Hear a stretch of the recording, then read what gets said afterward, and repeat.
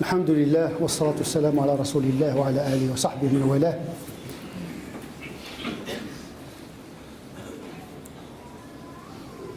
On peut résumer l'être humain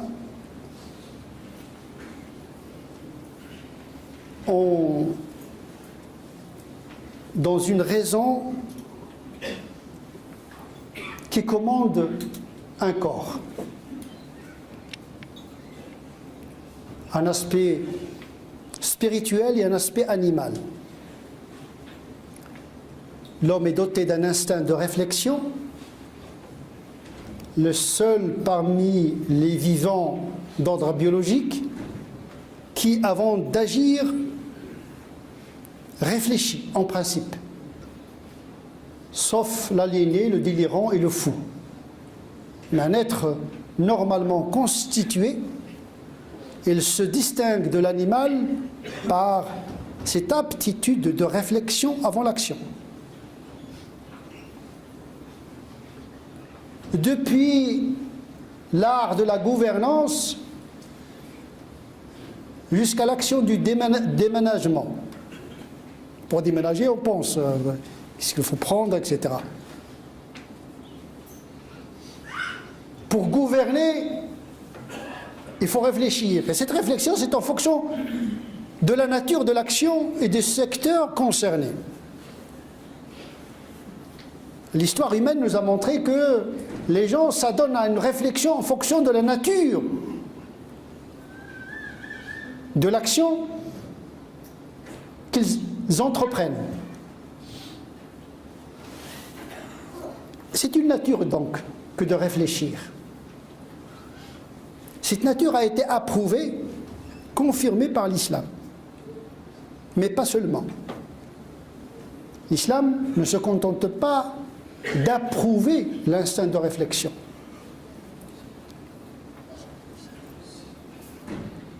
Mais oblige, incite à la réflexion.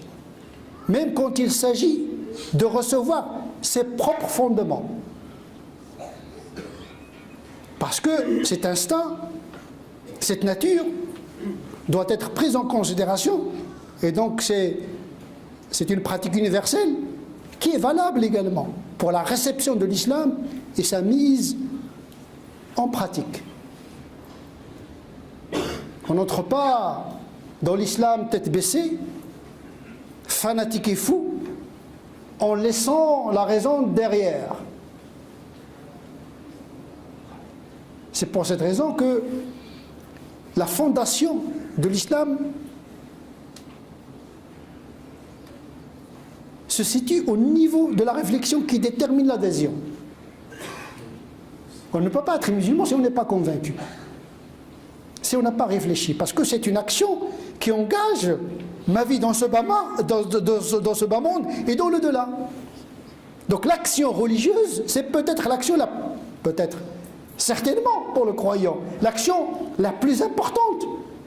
C'est plus important que la gestion de la bourse. C'est plus important que la réflexion sur les mécanismes d'ingénierie d'un logiciel. De point de vue spirituel, c'est plus grave. Le secteur est très sensible. Et c'est à ce niveau-là qu'il faut multiplier de manière exponentielle le degré de la réflexion. C'est dans la religion où on doit réfléchir le plus, parce que c'est le secteur le plus sensible. Nous faisons le contraire. Pour acheter une chaussure, on est capable de rester une semaine. On fait des boutiques, on cherche les sols, le cuir, etc. pour une chaussure.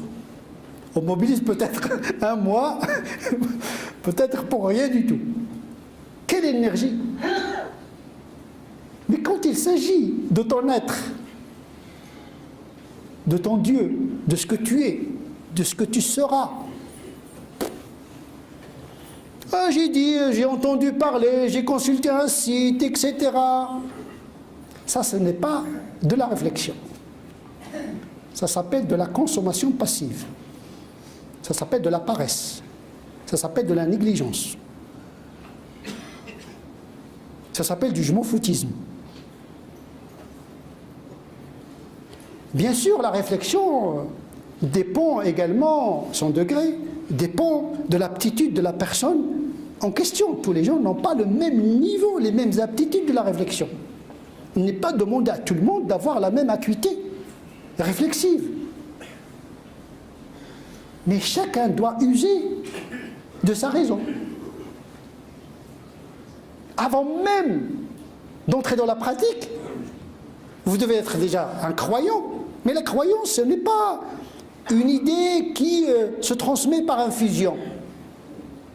Parce que généralement, ce mode de transmission de la foi, eh bien, s'évapore au fil de notre vie sociétale. Parce que ce n'est pas une foi qui est cultivée, qui est travaillée par la réflexion, et dans un deuxième temps par une conformité à l'ordre divin, une conformité intelligente et sincère. Parce que la connaissance n'est pas uniquement une question de neurones et de cerveau et de rationalité, mais également une question expérientielle. Ça veut dire entrer dans une relation confiante après réflexion, dans l'exécution, la conformité de l'ordre divin, lequel ordre, s'il est bien pratiqué, produit de la connaissance. Wattaqullah wa yu'allimukumullah. La rectitude produit également la qualité de la pensée. Mais cette pratique doit être déjà préalablement pensée. Et la boucle est bouclée. C'est pour cette raison que le Coran est rempli d'incitations à la réflexion. Avant même d'être croyant. Le Coran ne se contente pas d'un appel à la foi. Le Coran ne se contente pas du miracle qui est le Coran lui-même.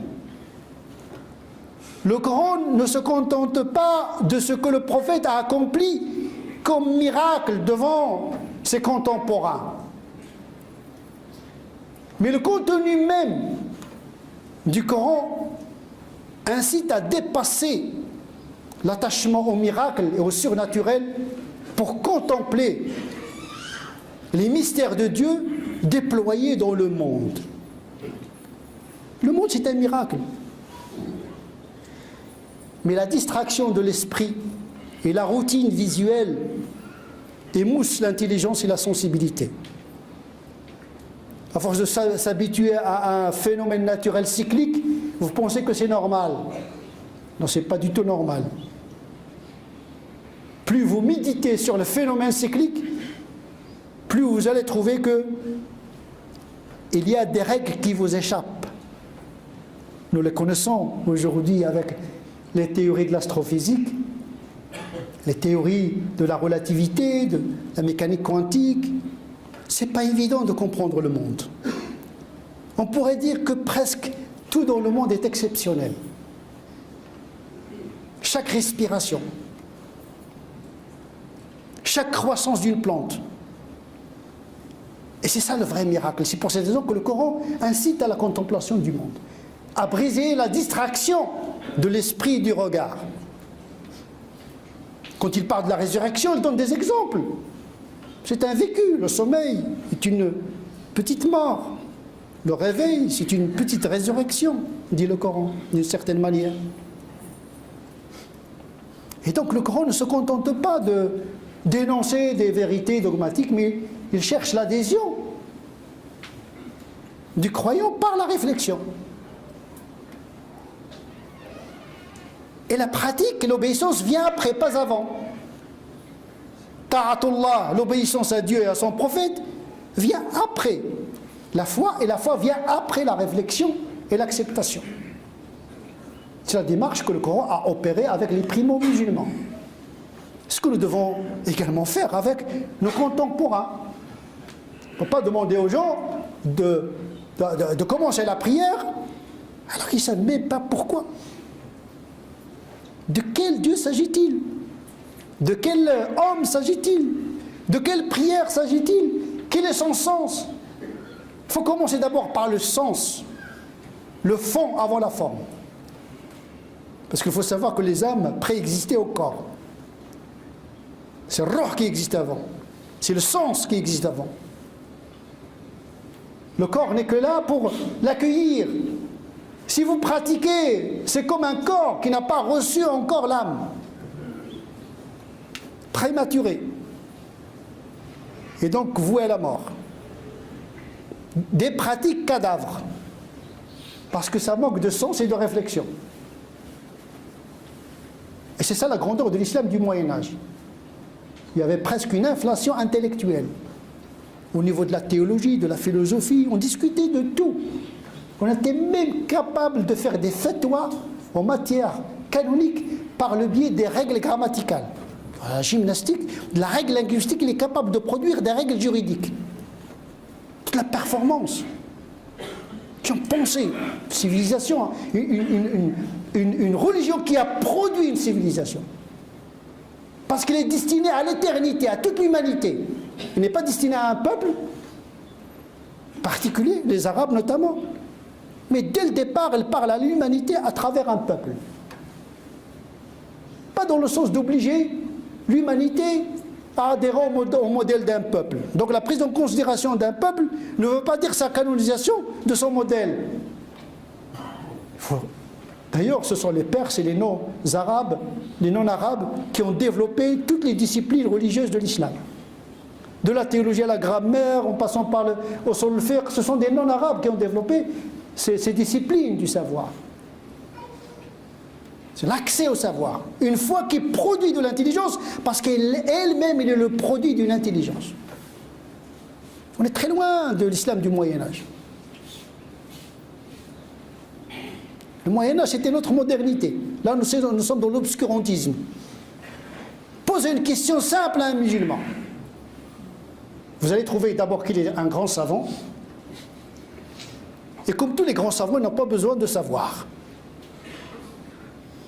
Il sait déjà. Le temps s'arrête, le savoir s'arrête. Une suffisance orgueilleuse qui empêche, par le biais du doute pédagogique instauré par Ibrahim lui-même, de progresser dans la foi et dans le raisonnement. En tout cas, si nous, on a raté le coche, il ne faut pas que nos enfants ratent le virage. Et je pense que la réussite scolaire est un des facteurs qui permet à nos enfants de recevoir la complexité et la pertinence de la pensée et de l'agir musulman. Le fanatisme prolifère dans l'ignorance. Le seul moyen pour accéder à la transcendance et à la civilisation, c'est de développer une foi et une pratique qui se base sur une réflexion continue, une remise en cause, comme le logiciel. Le logiciel change, sinon vous serez largué. Votre ordinateur, oui, il est à l'ordinateur, mais il ne fonctionne pas parce que le programme nécessite un logiciel plus performant. Le monde aujourd'hui, il nécessite un algorithme plus performant. Donc il faut avoir un programme islamique évolutif, à partir du Coran de la Sunna, qui développe un algorithme de compréhension et d'intégration et d'influence sur le monde. Et donc la réflexion, puis la foi, avant l'obéissance. Mais avant d'obéir, il faut vérifier l'information. C'est ce que nos ancêtres ont fait. On n'accepte pas un verset si on n'a pas vérifié, ce n'est pas certainement authentique. C'est ce qu'on appelle le mutawatir. On vérifie les chaînes des transmetteurs, etc. Une vérification de l'information. Pendant des années et des années, des décennies, les coranistes, ils ont fait ce travail-là de tri. Des variantes formellement authentiques et des variantes irrégulières.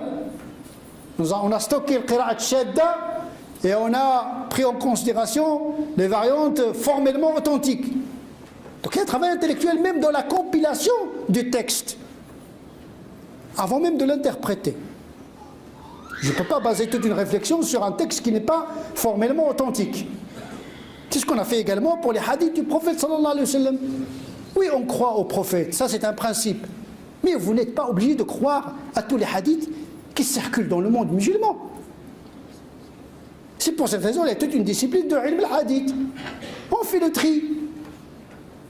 Mais une fois que vous avez authentifié le hadith, vous êtes un savant, ou bien c'est un savant qui vous a dit, c'est un hadith qui est unanimement authentique, parce qu'il y a des hadiths qui sont authentiques chez le Bukhari, qui ne sont pas chez Muslim.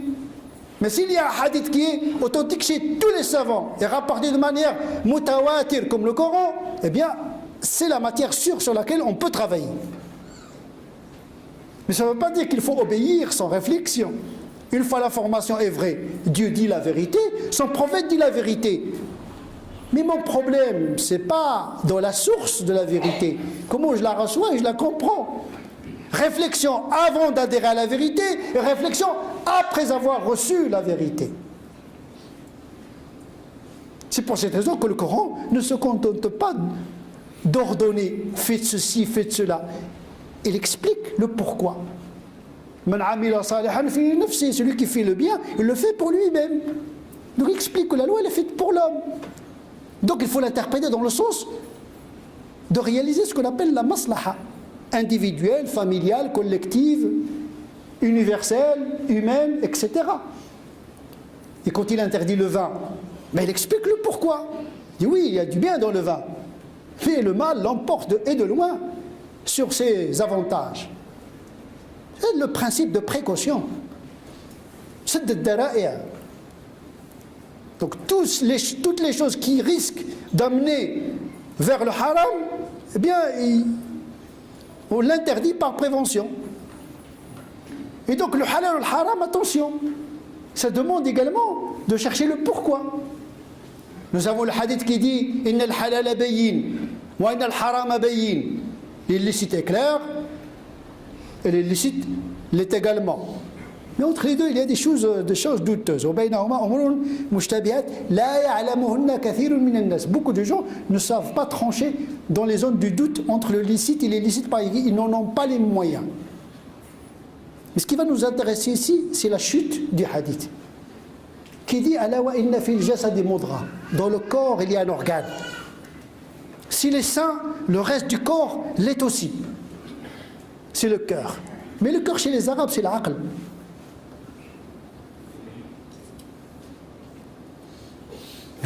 Avoir un cœur sans raison, c'est de la folie, c'est l'émotion. On ne peut pas discerner entre le bien et le mal uniquement par l'émotion. Croire que le qalb ici dont il s'agit dans le hadith, c'est l'émotion, c'est se tromper complètement, parce que l'arabe, quand il parle de qalb, c'est la raison. C'est une métaphore chez les Arabes, parce que le cerveau est nourri par le cœur. C'est lui qui lui fait monter le sang et l'oxygène. Vous arrêtez l'oxygène, ben la raison s'arrête. Le cerveau s'arrête de fonctionner et la raison, comme une dimension de l'âme, agit sur le corps par le biais du cerveau. C'est l'organe interface entre ruh et le corps. Et donc, le halal ou le haram, c'est pas quelque chose qui est... la qualité de l'obéissance dépend également de la qualité du savoir, du pourquoi, de l'obligation de l'interdit. Parce que tout simplement, l'islam, il va avoir des croyants intelligents qui travaillent sur l'intelligence, dans la mesure du possible, parce que, comme je l'ai souligné, les gens n'ont pas tous le même coefficient intellectuel. En tout cas, les savants de l'islam, ils doivent guider la communauté musulmane à user de leur réflexion et de ne pas admettre tout et rien et tomber dans le mythe et l'absurde, parce que c'est dans le Coran, parce que c'est dit, et il n'y a pas de discernement, il n'y a pas de réflexion. Et non, la chose vous touche de très près, il faut la vérifier. Ne vous contentez pas d'une seule réponse, essayez de vérifier surtout les choses qui vous touchent au niveau de votre famille, de votre religion, etc. Il faut vérifier.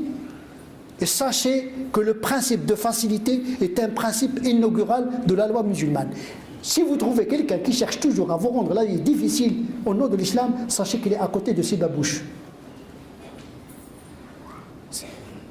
Parce que le prophète il est venu pour nous libérer des jougs. Aujourd'hui on fait comme la Torah, comme le judaïsme. La Torah, haram, haram, haram, haram. قول يا أخي شنو الحلال؟ كأن le haram est devenu la règle. Dès que tu entres dans l'islam, tu commences par l'interdit. Non, tu commences par le devoir. Tu commences par le devoir, les 5 prières, le jeûne du mois de Ramadan, la piété filiale, birr al-walidin. Tu commences par l'action, pas par l'inhibition. Il ne faut pas inverser la vapeur.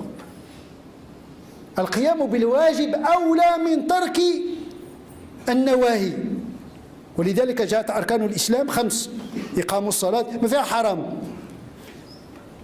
الأركان ما فيها حرام. أركان الإسلام تحريم الخمر، نو نو سي با سا.